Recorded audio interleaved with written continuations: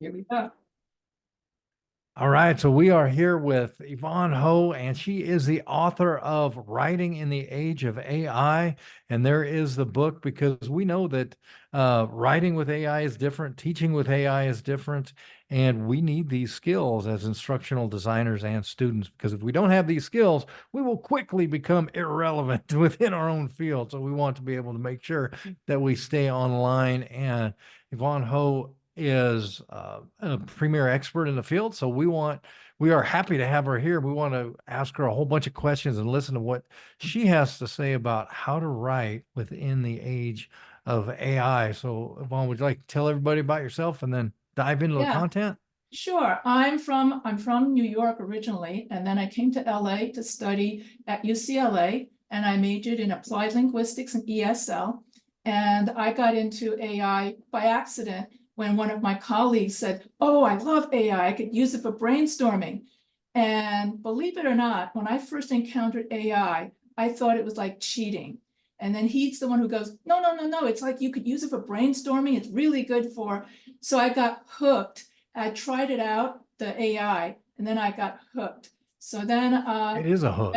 from there, I wrote my book, you see, and And let me interrupt real quick because Sheila brought up a great question. Where can we buy your book? my book's on Amazon. Okay. So it's Writing in the Age of AI, ChatGPT Unleashed by ChatGPT. You have to write the whole title. Otherwise you end up with someone else's book. So obviously someone else has the big part. So you have to Oh, write no knockoffs. We ChatGPT. don't want any knockoffs. We want Yeah, the book. yeah. So ChatGPT Unleashed by ChatGPT. So you got to remember the whole thing. Anyway, Okay. so here is without further ado, I always say that in all my videos. If you go to my No further ado. Best Rage Writing channel, no, I'm just kidding.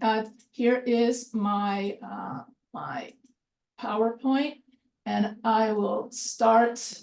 And I have to give everybody well, what do we call I have to let everybody know that I am not a really good writer. I am not a good writer. So I appreciate you being here, Yvonne, and kind of cluing me in and helping me become better. Oh, awesome. Robert just put the link in the channel. And we'll put the link in the description as well. Okay, and so today we're going to talk about ChatGPT and how you can use it for the writing process, creative writing, business writing, science writing. If you're a teacher, you can use ChatGPT for grading rubrics as essay feedback. And then we're going to also delve a little bit into ChatGPT bias, how to ChatGPT proof your assignments, prompt writing, introduction to AI and writing, and other research AI tools. And I'm sorry about that particular. Hold on, let me mute myself. So AI, or artificial intelligence, refers to the simulation of human intelligence in machines.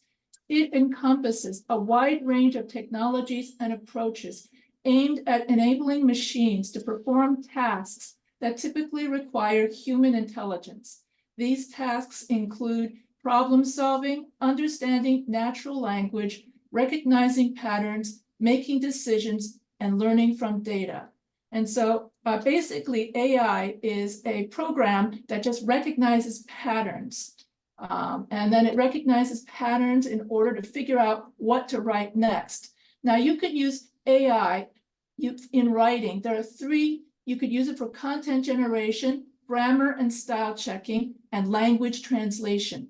So And when you say patterns, so like, do we have individual patterns, or is like the English language a particular pattern? yes, yes, the English language and everything that we say, everything that's going to happen next, the AI can then predict what's going to happen next based on the data that it's been trained on. And so basically, we humans are very predictable creatures because let's say you're going to celebrate Christmas, and then you say, "Merry Christmas." And then you tell the AI, "Can you write a dialogue about somebody celebrating Christmas?" And you put that into the prompt, and then you get yourself a family that would be celebrating Christmas and an entire dialogue. That's because we humans are so predictable in the way we celebrate Christmas. but the caveat is that not everyone celebrates Christmas the same way.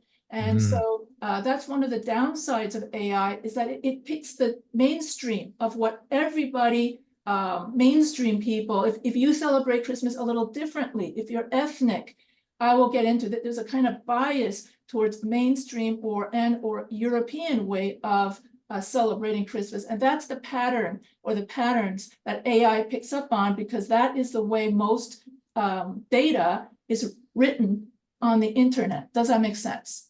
So it's cool because that's really speaks to how it's trained. So like when Gemini was taken offline for the text to image, it was trained in a way it was biased. I didn't take a look at what the bias was, but they actually pulled it offline to retrain it to get Well, rid of like bias. I'm writing a book about my family, and we celebrate Christmas by eating wontons.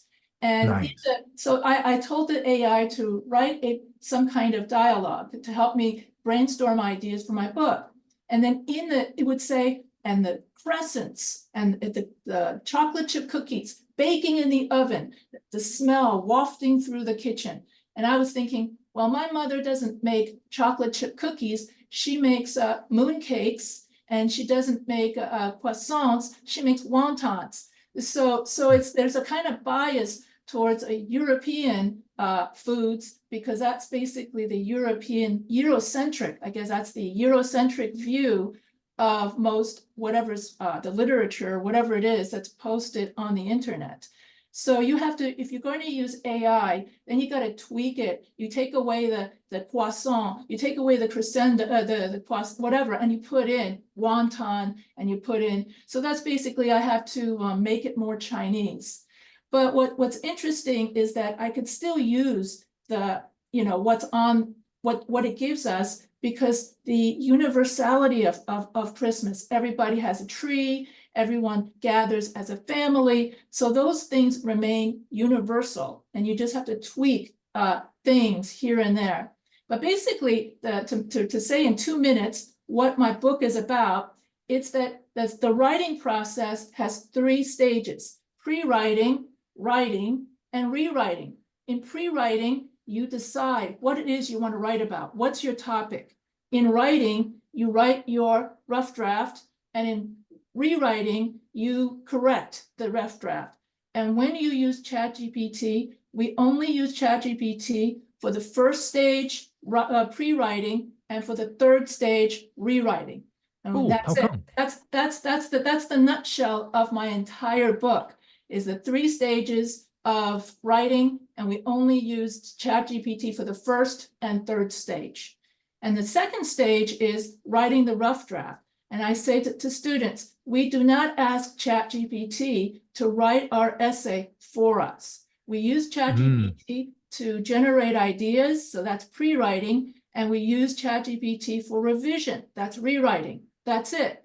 So in the same way that you use Google and Grammarly, that's how you use ChatGPT. Because let's say you're stuck, you don't know what it is you're going to write about. You would use Google to Google ideas. So that's idea generation. Then let's say your grammar is not very good. Then you would use Grammarly. And so that's revision. And so that's why I say that if you use ChatGPT in the same way that you use Google and Grammarly, that's good. But the trouble is, a lot of people will just try to write a 5-paragraph essay using ChatGPT. And then but the problem is ChatGPT hallucinates. So you cannot use ChatGPT for research. You still have to go to the library and do the research yourself, because ChatGPT will make it up. There was this lawyer who used ChatGPT for his legal research, and then he had to pay a $5,000 fine because the ChatGPT made up its sources. And so he got in trouble for using legal cases that didn't exist. So if you do use ChatGPT, make sure the sources exist.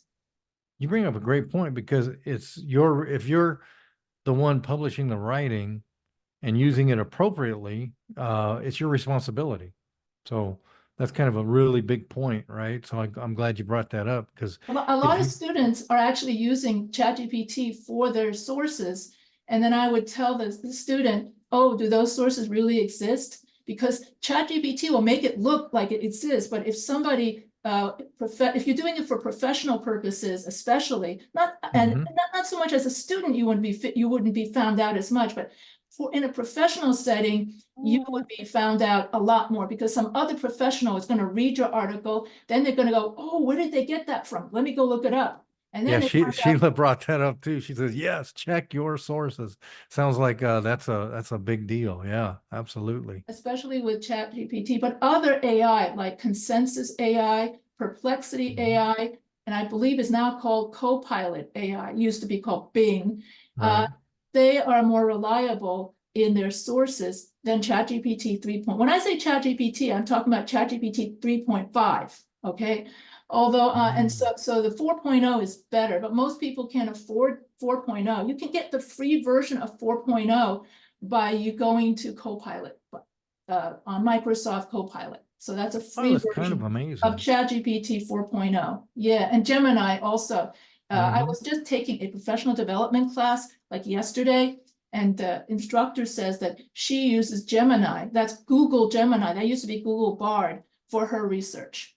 And so Google Gemini is okay, but just basically not ChatGPT 3.5. That's the one that the lawyer Right, got in right. trouble with and then And had to pay $5,000 fine. So in the real nice life, thing is that the GPTs, generative pre-trained transformers, are getting um, continually trained, so they continually get better because the creators of it continually train it. So it's kind of cool. so how will AI disrupt everything? So here I wrote the 3 stages of the writing process: pre-writing, writing, and rewriting. And pre-writing entails brainstorming ideas, crafting an outline, and formulating a thesis statement. So in the prompt, you can ask ChatGPT to make an outline for your paper.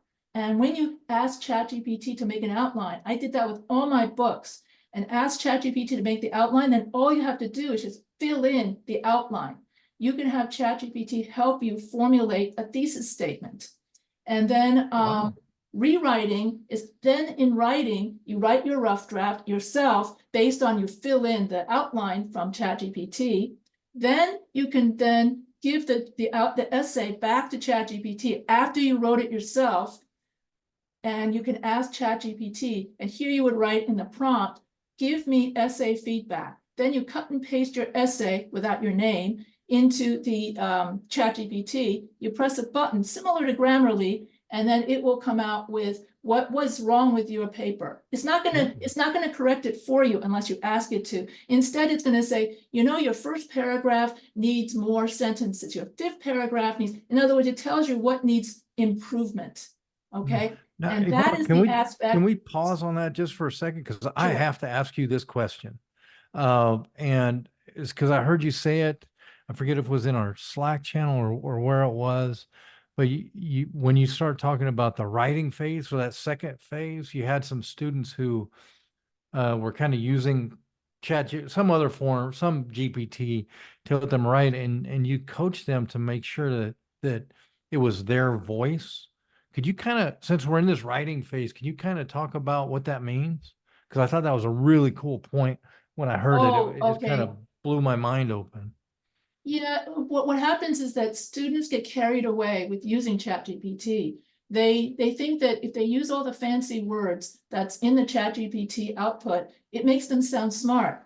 I had a student who said, her main idea was, I love motherhood. Okay, so the original sentence in her authentic voice was, I love motherhood.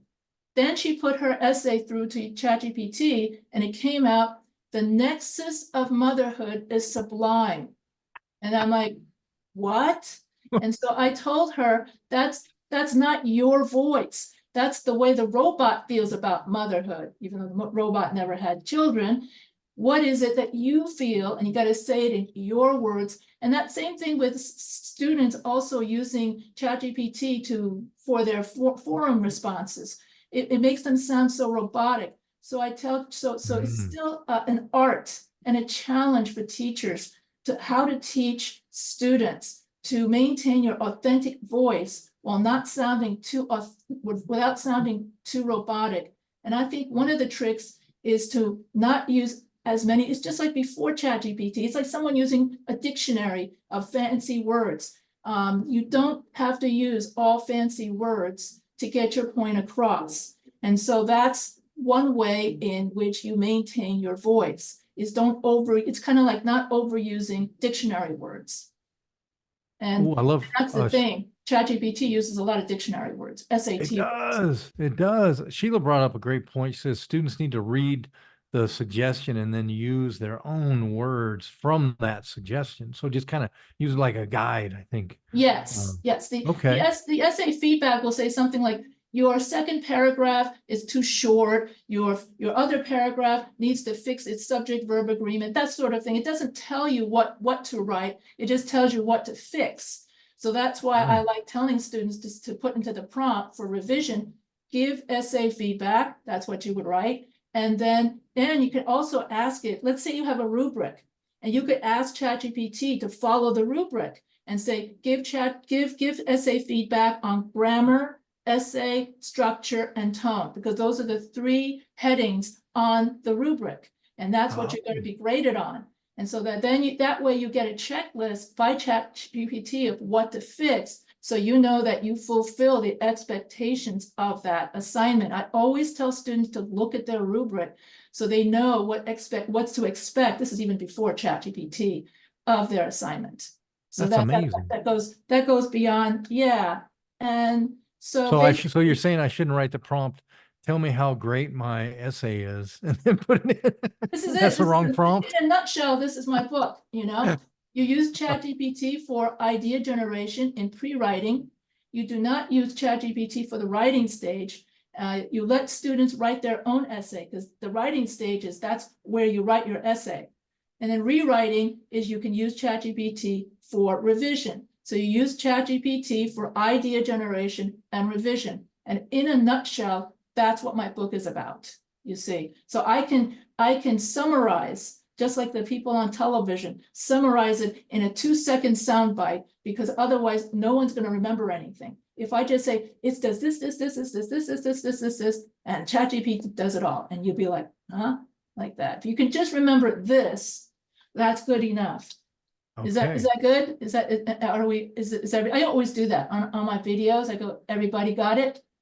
So Yeah. let me make sure I got it. Sheila and Robert, if you got it, let us know as well. So use ChatGPT for brainstorming and the Revision. revision. Otherwise, use your own voice, use your own skills.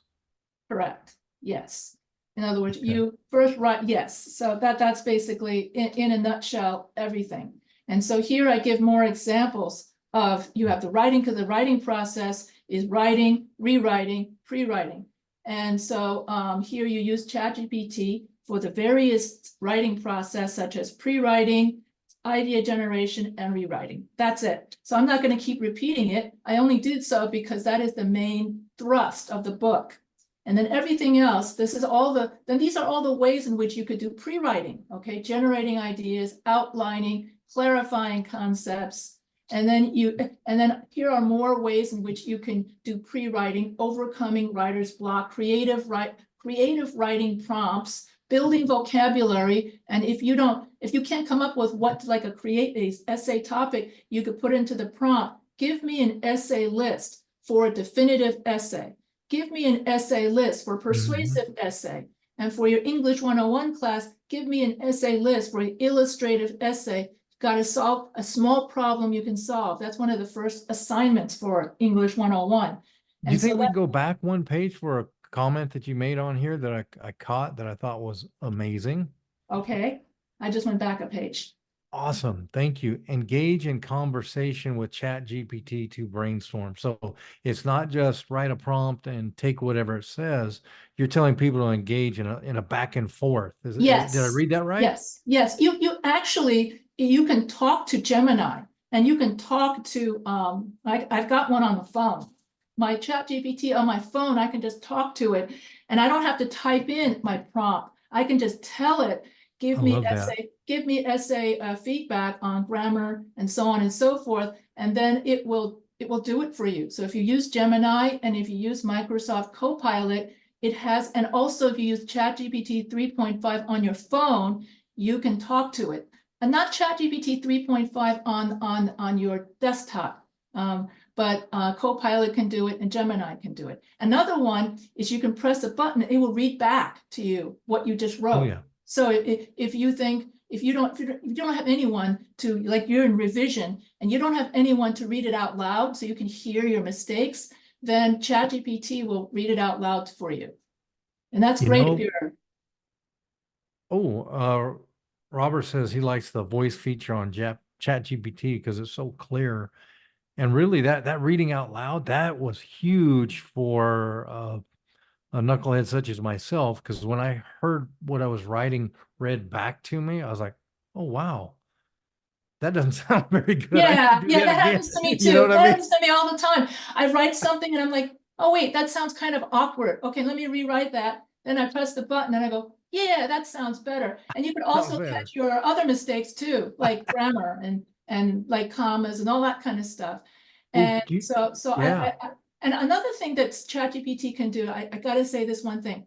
Let's say you're taking a science class and they're teaching you a very, very complex scientific, whatever it is, and you're reading the book and you don't understand what the heck is going on. Okay, you put that concept into ChatGPT, you ask ChatGPT, can you break this up into smaller chunks? Now explain that to me in simple English that a 5-year-old can understand. And suddenly everything becomes clear.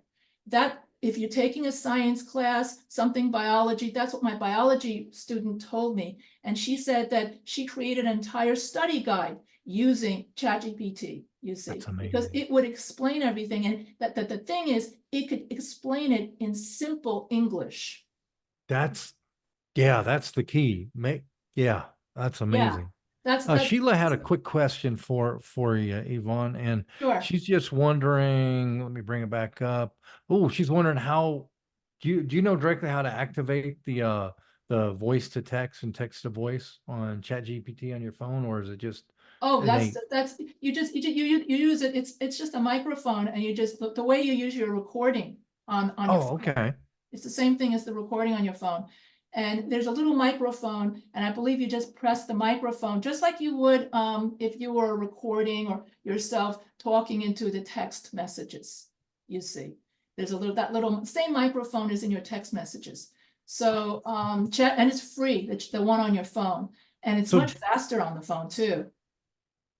And oh, oh she said we can't do it on a laptop, right? no, For not yet. 25. No, only Okay, on the phone. only And on the also, phone. you could share your chats with other people. That I didn't know. I actually learned. It's not in my book either. I only found that out like yesterday. So I'm learning too. Really It's like you can share the chats. It's awesome. in the upper right corner of ChatGPT 3.5, the one that's in the computer, in which you can share. I didn't bring a I didn't bring any demonstrations of it, but yeah, you can share it. Any other Good. questions?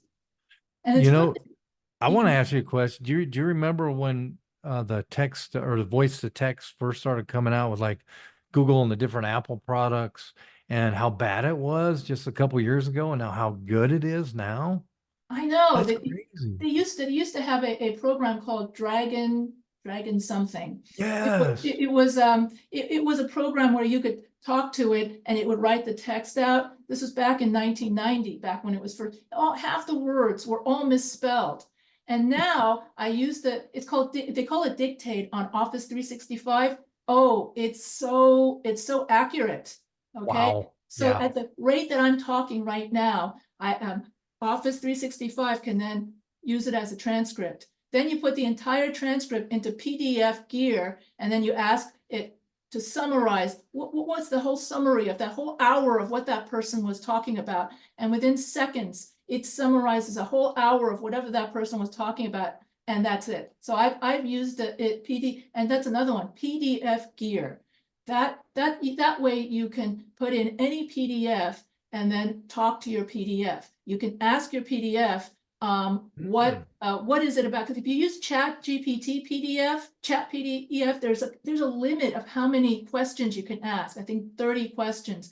But if you use PDF Gear, you can ask as many questions as you want until you get tired. PDF Gear. So PDF Gear. GEAR kind of gear. Okay. GEAR, yeah.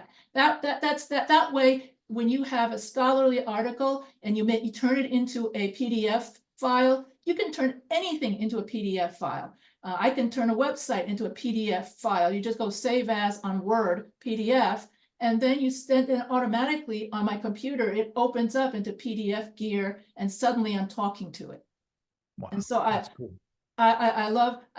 I mean, if they had this when I was doing my thesis, instead of taking 6 months to a year, you can finish your thesis in like a month. You could do your PhD in a year.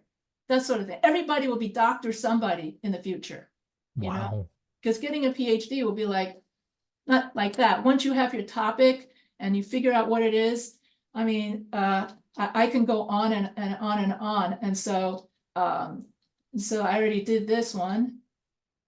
And here are some essay topics that for my students. The definition of success, the concept of love. Should we use smartphones? And so these are examples of essay topics that ChatGPT came up with. And here is an example of an outline that ChatGPT came up with. And so then all you have to do is you create the we're still in pre-writing. And so here you create an outline, you tell ChatGPT, create an outline for the advantages of whatever it is, of gun control, or the disadvantages of gun control. And then in seconds, it will come out with all of this. You still have to double check to make sure it's correct. And that's what research is for. And then this is still the same outline. And so then once ChatGPT creates that outline, all you have to do is just fill in the blanks of the outline. It makes it so much easier. And once you fill in the blanks of the outline, that's the second part of the writing process. Now we're in the last part, you're in revision. And so here you can use ChatGPT for summarizing and paraphrasing. That's with the PDF Gear. And then you could use it to correct your grammar. So request ChatGPT to review sentences, paragraph and sentence flow, vocabulary enhancement. But like I said, don't get carried away with using too many smart words. Any questions? Structural improvements. Engage with a ChatGPT to review the overall structure of your essay. Ask ChatGPT to evaluate your thesis statement and offer feedback. And then here are other ways of other revision, which I'm not going to review, but grammar, proofreading, consistency, fact-checking, citation, incorporating feedback, readability, and coherence. That's the part that people love the best. Explain this difficult concept to me as if I'm 5 years old. Another one is that if you have a picture, let's say I have a picture of the human body, the different parts of the human body. My science teacher wants me to analyze the enzymes of the protein. You're like, what? And so you upload that picture to Copilot, and then you tell Copilot what it is the teacher says, analyze the enzymes of what's on this picture, and then explain that to me in easy English that I can understand. And then you press the button. So it's not just doing the assignment, it's also getting yourself to understand what it is it's talking about. So you can understand all of the jargon of all those scholarly articles, especially when somebody says the profane of the 50% of the methane of the 5556, you're like, what? And you type that in and suddenly it goes, air pollution is bad for you. Oh, how come people can't just say that in normal English?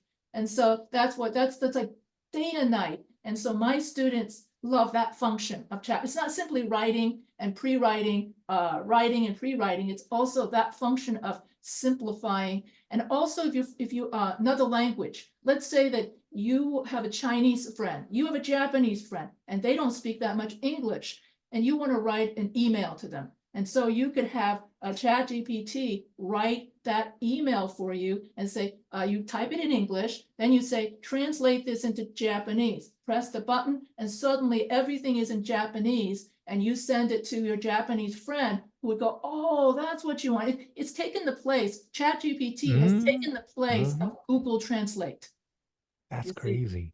And you No, can do that, you can do it in Arabic, all the different languages. Although I'm told it doesn't have all of the African languages.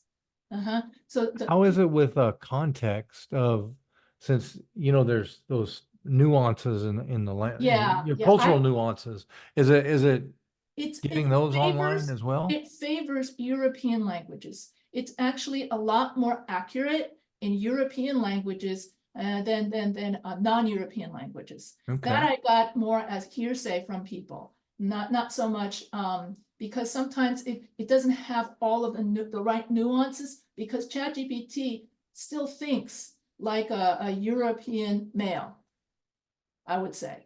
Okay, and if you want to, I think like it's Eurocentric because that's the way it was trained on. But if you want your ChatGPT to be more diverse, you can create your own ChatGPT in which you would upload all diverse pictures. Then you would get lots of diverse pictures when you do the generator or the art generator, or you upload, so you can create your own ChatGPT. And then that way it will, that's one way of getting rid of bias is you upload your own stuff. And I think that Mike Wilday is created a Bible bot and he created a psych bot where they created bots for Psych 101 and Mhm. for Bible 100, in which that bot only has information about that class and some limited information from the internet. I think in the Right. future, to avoid bias, people will make their own bots. And also it's better for data privacy so that when you input something into into ChatGPT, it's not the whole public is all looking at it, you see. And so when you make your own Right. bot, you have your own privacy. So I think that Grammarly is a great writing tool for this. And so here you use ChatGPT for peer review feedback. You use ChatGPT to give student paper feedback, and you can use ChatGPT if you're a teacher to make grading rubrics. And so ChatGPT can create a rubric for you. And so here is a ChatGPT rubric if you're a teacher. And then here is another rubric. I think I based it on the rubric in English 101. Okay, so this is the rubric. And oh, let me go back. So let's say this is your rubric in English 101. Well, then when you tell your when you go to ChatGPT, you would say, give me essay feedback on tone and genre, 40%. Give me essay feedback on essay structure. Give me essay feedback on all the different parts of the rubric, and then it will then give you feedback on how to improve your essay structure, your tone, which seems to be worth 40% or 80% of your essay. And so that way your essay you can improve. That's what I love about this is the rest of the rubric. That's what I love about this is that ChatGPT gives you personalized feedback that's just for your essay. And also ChatGPT is 24/7. You don't have to worry about the tutor canceling the appointment or your teacher is not there for office hours or something like that. That's another thing that the students love about it. And this is the rest of that rubric. And so here we don't use ChatGPT for pre-writing, okay? And we use ChatGPT, we don't use ChatGPT, and we don't rely on ChatGPT for research. And prompting. Okay, that's something everybody wants to know. How do I prompt? What is prompt engineering? And so prompt engineering refers to the process of designing, creating, and refining prompts that are to be used in natural language processing and AI systems, particularly in the human-computer interaction. The primary goal of prompt engineering is to generate prompts that elicit specific desired responses from ChatGPT. So here is my how you would create a good prompt. The more specific your prompt is, the better your output is. So first you have to give context. I am an online teacher teaching English composition students in an 8-week class. Then you give it an action. Write a blog article, or give me sentence variety, or put my essay in third-person case, or rewrite my conclusion. Third, effect on the reader. Okay, so write a blog article so that the reader will be persuaded of my point of view, so that the reader will be touched and cry, so that whatever the effect on the reader that you want, or so that the reader will be informed about my topic. So all the different purpose, so effect on the reader is more like purpose. And then the format would be, write this as a Excel document, write this as a spreadsheet, that is Excel, as a PowerPoint, write this as that sort of thing. And so your entire prompt would be all of these different parts, all in one prompt.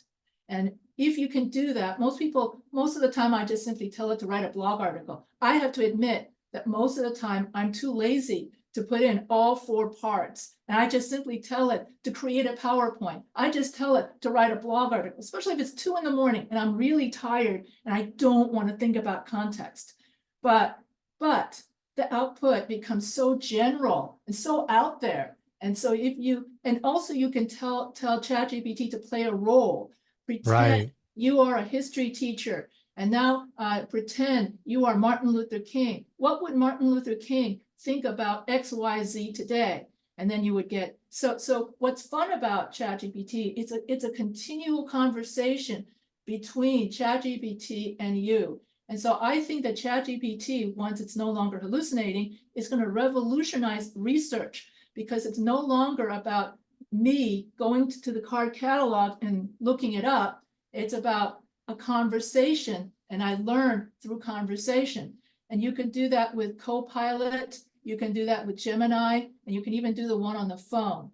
You can talk to it and ask it what it wants. And then you can tell it, you can talk to it and say, I am an online, you can just read all of this, and then that becomes your prompt. Usually when I say prompt, people are thinking they're typing it in. You could just read it out loud and tell it. And this is really good if you want to learn another language. Let's say you want to learn French, you want to learn Chinese. So you would tell ChatGPT, speak to me in Chinese. I want to practice my Chinese. And it will speak to you in Chinese. And it That will, would be amazing. And if you try to say something in Chinese, it will try to correct you. Yeah. So I've practiced in French, learning, to review my French. And so I love the whole, and it also does some coding. Here's some more examples of what you could do with prompt. Do you want me to go over this, or should I just skip it? You know what? Sheila has a Spanish speaking student. So we have about 4 minutes left. Okay, So let's can we just just open kind it of up. open it up? That's what I meant. That's what I thought. Okay, let me stop share. Yeah, that would be awesome. And Okay. one thing that Sheila was saying, she has a Spanish speaking student in one of her classes in a classroom, and it will help her in that way too.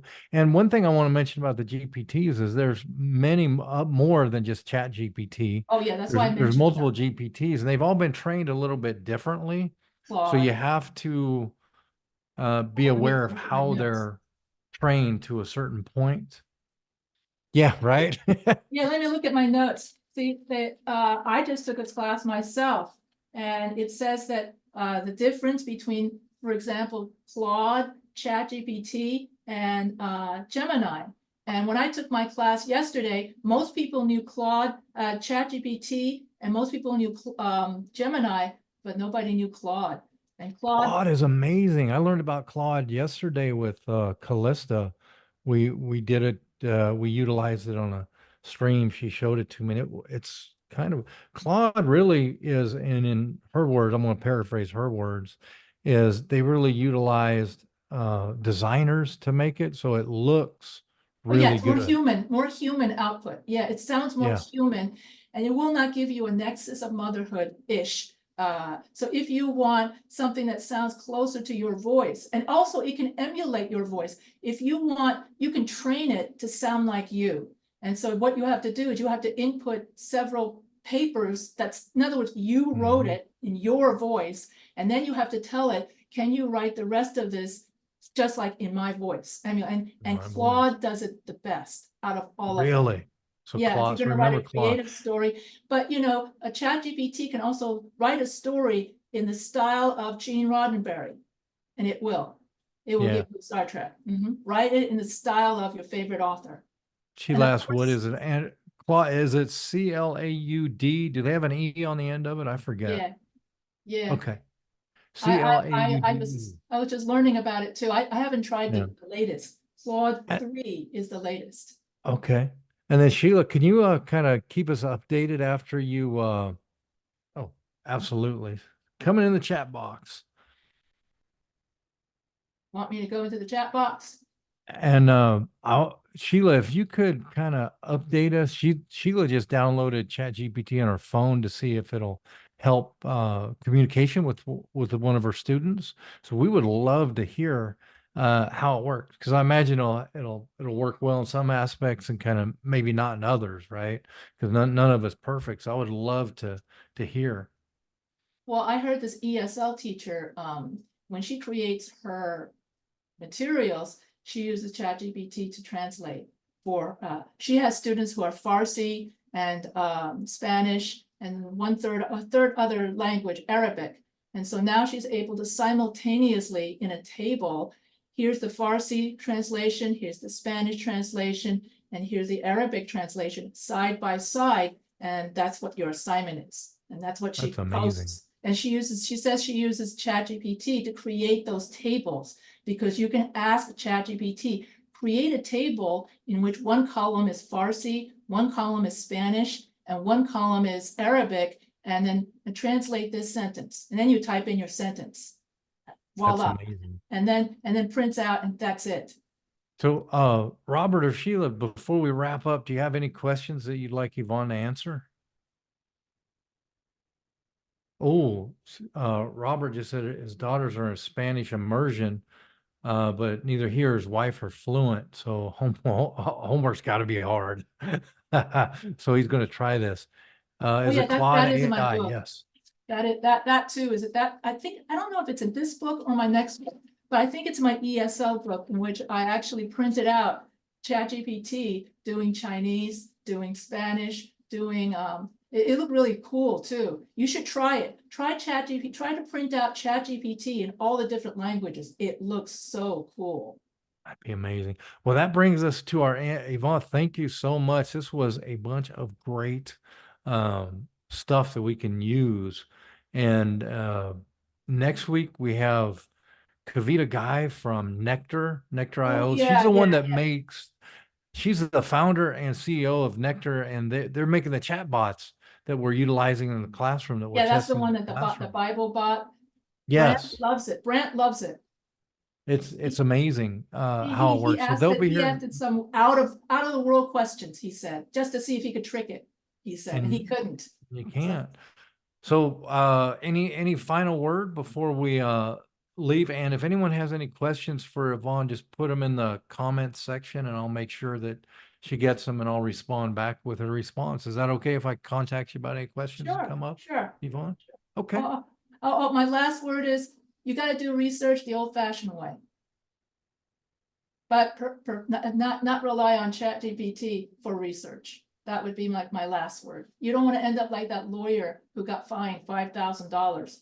And he said in LA Times, but I took it from ChatGPT. I thought it was true because I it's thought it was AI. true. That's what he said. And All right. my cousin couldn't stop laughing. He's a lawyer. He says That's the that lawyer, perfect cut for this. he says that lawyer is Do now it. the laughing stock of all the other lawyers. And I'm like, oh, so anyway, so that's So my, the moral of the story is don't be the laughing stock. yes, no one wants to be the laughing stock.